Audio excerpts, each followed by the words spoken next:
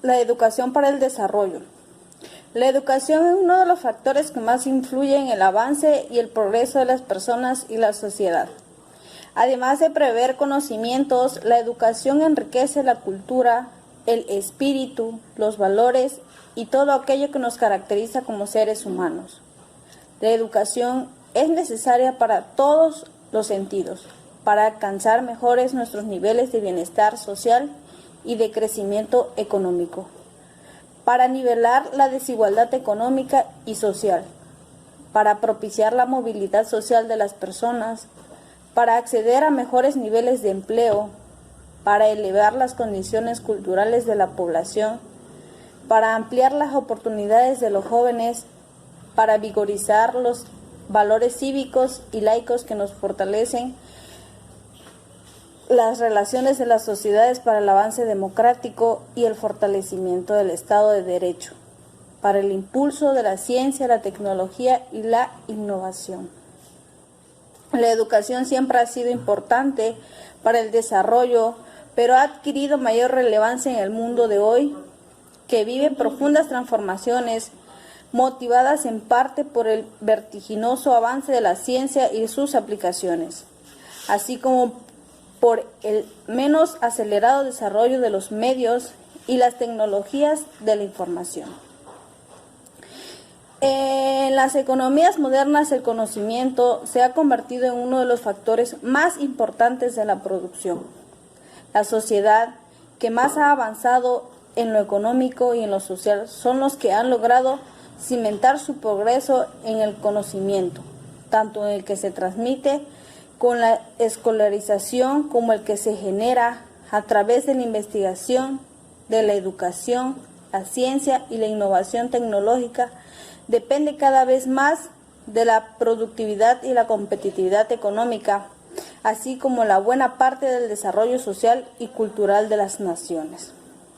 La experiencia mundial muestra la existencia de una estrecha correlación entre el nivel de desarrollo de los países, en su sentido amplio, con la fortaleza de sus sistemas educativos y de investigación científica y tecnológica. Atrás quedan los tiempos en que se consideraban a las erogaciones en educación con un gasto.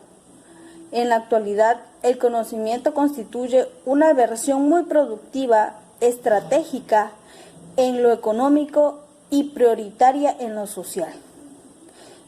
En suma, la educación contribuye a lograr sociedades más justas, productivas y equitativas. Es un buen social que hace más libre a los seres humanos. El proyecto educativo nacional. México ha contado con educadores que destacaron por su visión y que lograron traducirlas en proyectos, en derechos, en programas y en resultados evaluables. Hombres de estados que se caracterizaron tanto por sus logros como por su conocimiento y su sabiduría. Benito Juárez fue uno de ellos. El designio a Gabino Barreda para presidir una comisión encargada de elaborar un plan general de instrucción pública que incluyera todos los niveles. Esa comisión dio al país las leyes orgánicas de instrucción pública de 1867 y de 1869. En esos ordenamientos se hizo la educación una responsabilidad obligatoria pública. Se suprimió la enseñanza religiosa y de la educación una responsabilidad.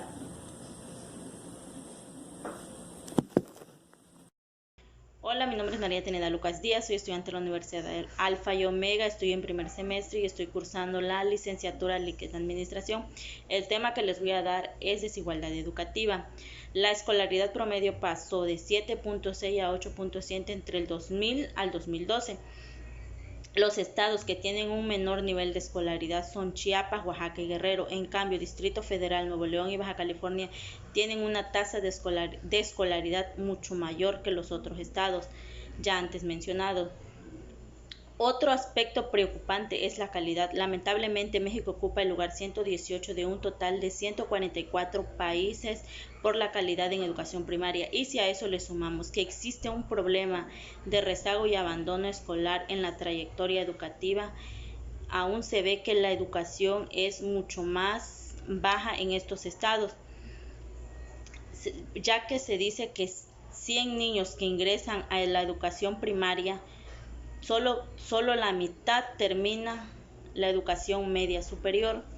Las cifras de rezago educativo constituyen una evidencia de que en nuestro país existe la desigualdad, y mayormente por las personas que viven en el campo o aquellas personas que viven en zonas rurales.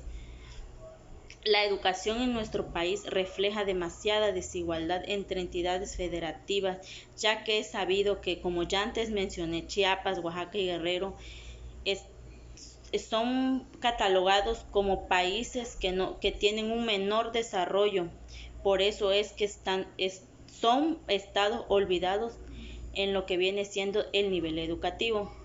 Con este nivel de rezago educativo no podemos pensar en una mejor sociedad, y menos en un país competitivo a nivel mundial, por la falta de educación que existe en nuestro país para personas que son indígenas o que tienen menos posibilidades de poder lograr un estudio.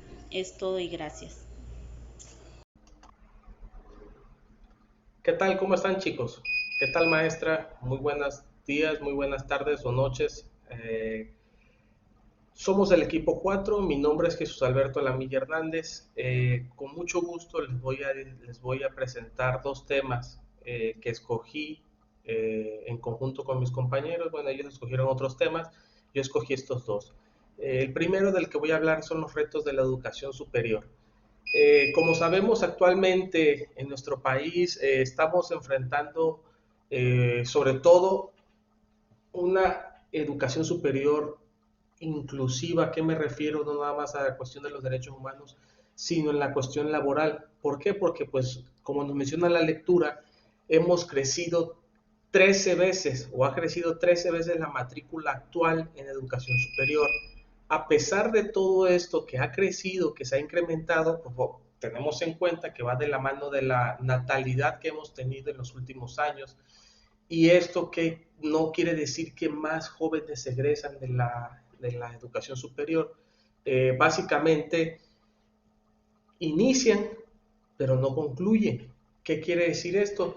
Que prácticamente es un problema. ¿Por qué? Porque a pesar de que están entrando mucha matrícula, pues al final de cuentas no concluyen, ya sea por problemas económicos, problemas familiares o problemas de comunicación. Estamos hablando, y la lectura nos dice que de cada 10 jóvenes entre 19 y 23 años pueden cursar estudios superiores, y que actualmente de los 10 millones que tenemos, 7 millones no están estudiando. ¿Qué quiere decir esto? Ya sea por lo que mencioné hace rato, cuestiones de ámbito social, que estén, cuestiones de cercanía del ya sea de una universidad o de alguna institución que ofrezca educación superior, eh, difícil acceso. Se nos está dificultando a los jóvenes tener este grado más que requerimos. ¿Por qué? Porque recordemos que actualmente ya necesitas tener un nivel medio superior para poder llegar a tener algún empleo, y eso que quizás no tan remunerado como el que podríamos llegar a tener con una educación superior concluida. Es, Podemos ver, y en la lectura nos menciona, que precisamente es un problema social. ¿Por qué? Porque pues, los jóvenes están careciendo de falta de esperanza. ¿Qué quiere decir esto?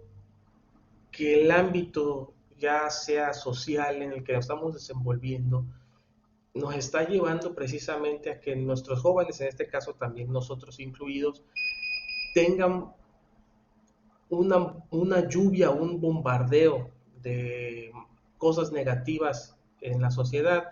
Lo podemos discernir como Facebook, Twitter, redes sociales, vayas de la redundancia, y el acceso a la información, que ya ahorita relativamente es muy fácil. pero en vez de estar usando todo esto para mejora de nosotros mismos, lo usamos para desinformarnos, para saber realmente la condición del lugar donde vivimos, que muchas veces la noticia amarillista nos lleva a comentar y a leer que son precarias nuestras condiciones. ¿Qué quiere decir esto? Nos falta esperanza.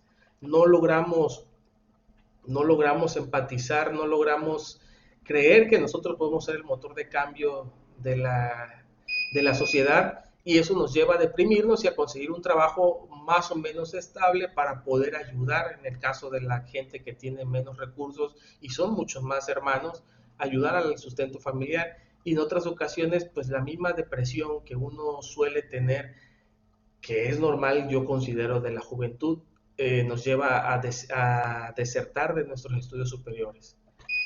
El siguiente tema que yo voy a comentar con ustedes es la necesidad de una reforma educativa.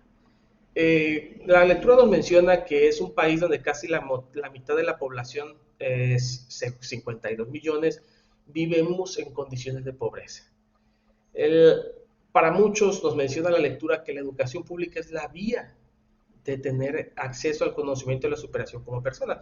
Pero bueno, sabemos que realmente, aunque a veces es pública, pues sigue a veces costando, ¿no? ¿Qué quiere decir esto? Que como jóvenes, pues obviamente, yo ahorita actualmente cuento con 34 años, es mi segunda carrera, y pues realmente me ha costado trabajo. La primera me costó mucho trabajo. ¿Qué quiere decir esto? Que yo tuve que trabajar y estudiar. A la par hice mi familia, y pues realmente me vi muy forzado a en un momento dejar de estudiar precisamente para dedicarme a otras labores. Pero bueno, también hablaba en el tema anterior de la falta de esperanza. Yo tenía esperanza. Quizás, no sé si depende de la actitud de la persona, pero realmente sí se puede salir adelante. Esto nos viene a decir que necesitamos una reforma educativa urgentemente. ¿Por qué? Porque necesitamos que los jóvenes estudien, que los jóvenes lean, que los jóvenes se superen. A mayor estudio tenemos mayor aspiración. Con esto podemos conseguir, obviamente, una mejor calidad de vida. Obviamente, si estabas de obrero común y ganabas 500 pesos, quizás con una licenciatura, que ya ahorita es necesario quizás un posgrado, y más allá, mirar más allá de la licenciatura, podemos aspirar a tener un mejor empleo, un mejor lugar para trabajar, un mejor ambiente laboral, y quizás abrirnos las puertas a una mejor vida en cuestión económica. Claro, también necesitamos la formación. ¿Por qué? Porque necesitamos realmente apegarnos a lo que es la ciencia. ¿Por qué? Porque de ahí deriva el futuro, de ahí deriva que realmente tengamos el conocimiento y que no se preste nada más a lo que comenté en el tema anterior de la cuestión de las redes sociales. Eh, si no mejoramos la calidad educativa, la lectura nos menciona que probablemente los valores cívicos que necesitamos en muchas ocasiones en la educación superior puedan verse afectados, y no podamos promover una sana convivencia y el respeto a los recursos naturales. ¿Por qué hablamos de esto y consideramos que es muy importante? Porque precisamente los efectos que hoy se están dando en todo el mundo en cuestión de cambio climático sí nos está afectando. Se han tomado medidas drásticas en algunos gobiernos, incluyendo el de nosotros, que ha ido poco a poco entendiendo que la vía responsable del ser humano es cuidar el medio ambiente. ¿Por qué? Porque es el planeta en el que vivimos. Por eso nos menciona que es importante una reforma educativa nacional de amplio espectro. ¿Para qué? Para revolucionar las ideas que estamos inculcando a los jóvenes. De mi parte es todo. Les agradezco mucho su atención, y, y les dejo con mis demás compañeros. Buenas noches. Soy el alumno Marcos Alejandro González Hernández, cursando el primer semestre en la Universidad Alfa y Omega en la carrera de Administración. El equipo 4 nos tocó el tema de cómo afecta o beneficia la educación en el desarrollo del individuo. El derecho a la educación. La educación es uno de los derechos sociales establecido en la Constitución, y su establecimiento como derecho humano puede considerarse como uno de los mayores avances éticos de la historia. Pablo Latapy decía que no se puede ejercer ninguno de los derechos civiles, políticos, sociales, económicos o culturales sin un mínimo de educación. Por ejemplo, la libertad de expresión ¿De qué sirve si la persona no tiene las capacidades de formarse un juicio personal y de comunicar? ¿O el derecho al trabajo? ¿De qué sirve si se carece de las calificaciones necesarias para un buen trabajo? No solo la educación es la base del desarrollo del individuo, sino también de una sociedad democrática, tolerante y no discriminatoria. En efecto, la educación tiene un papel clave que ya constituye un medio para realizar todos los demás derechos humanos. Una sociedad no puede dar por satisfecha su responsabilidad concerniente a la protección y defensa de los derechos humanos si no asumen las obligaciones derivadas del derecho a la educación entre todos sus integrantes. A continuación, unos ejemplos fundamentales para sustentar e ilustrar los problemas que asisten para que sea realidad este derecho social y humano. El analfabetismo en nuestro país ha tenido avances considerables en materia educativa, de eso no hay duda, pero tampoco la hay en el sentido de que los rezagos son igualmente notables. Pero aún persisten aquellos grupos sociales que están marginados y que no tienen acceso a muchos de los beneficios y servicios. En 1970 se consideraba analfabetas a las personas mayores de 10 años que no sabían leer ni escribir.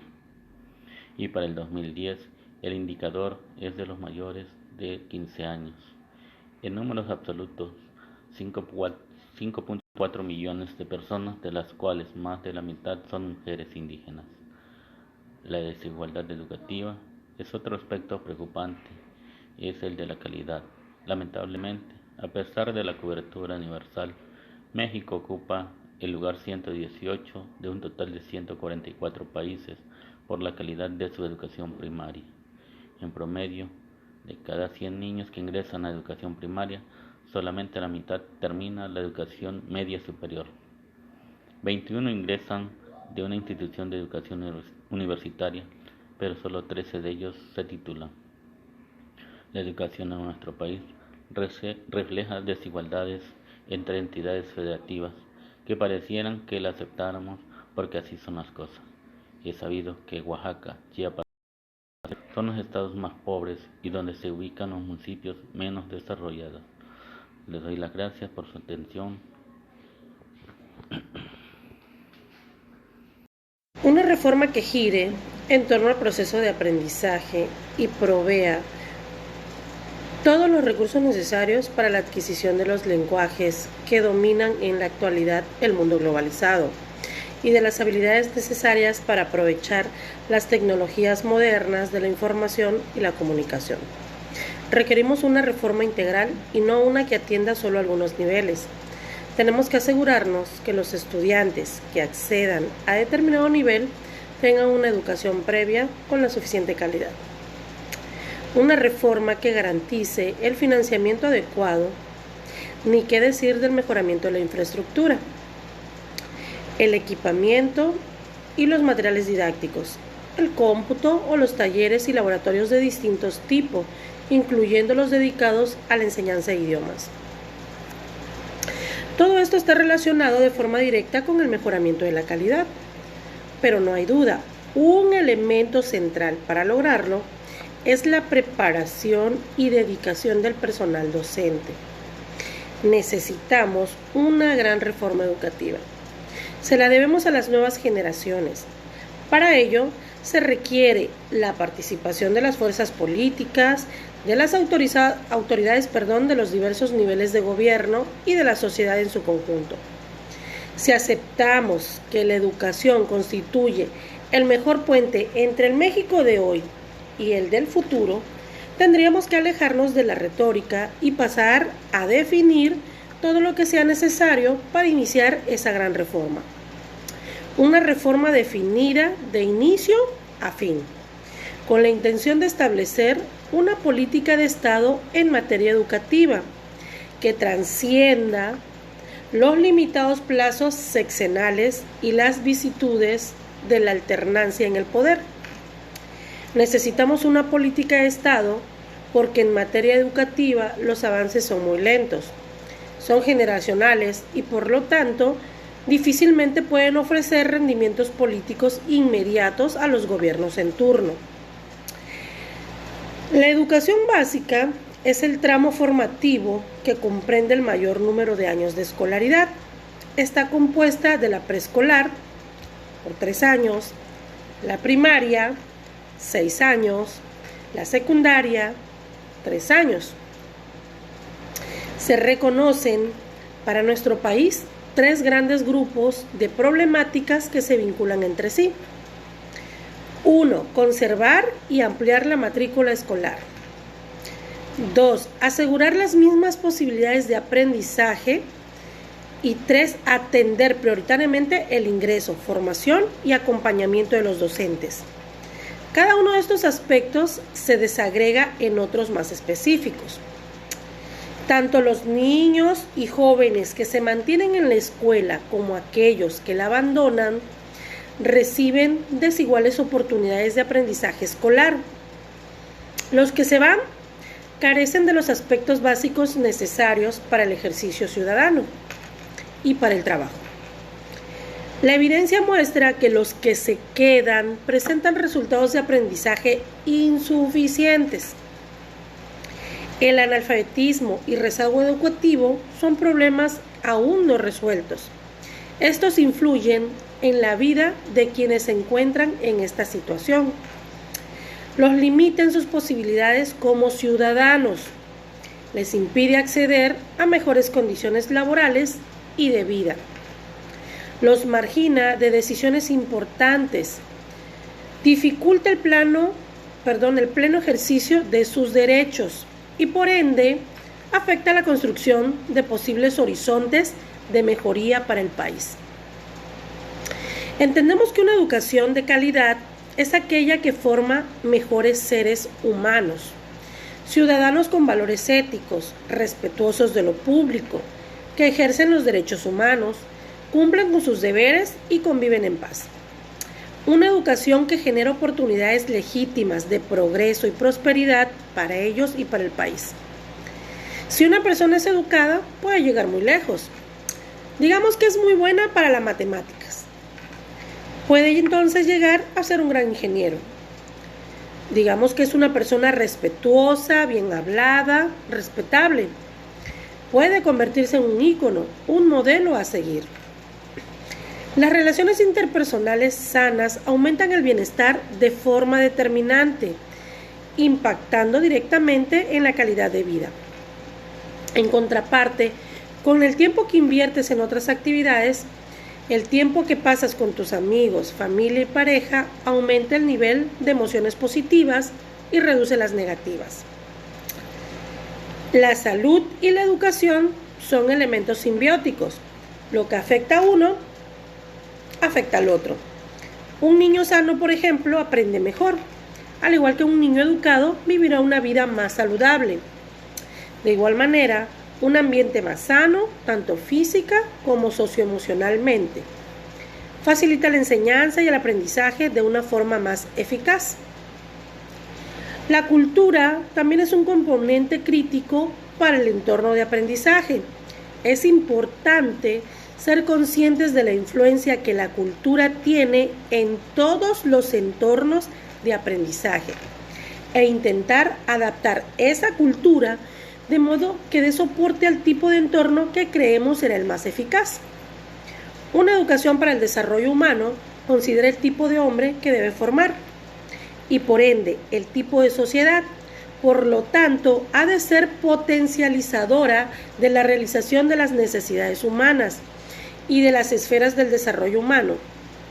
Y para ello se requiere de procesos de aprendizaje significativos, es decir, de ambientes de aprendizaje que favorezcan la relación armónica del saber, el hacer y el ser de las personas participantes. Eso es todo. Muchísimas gracias por su atención. El equipo 4 le da las gracias.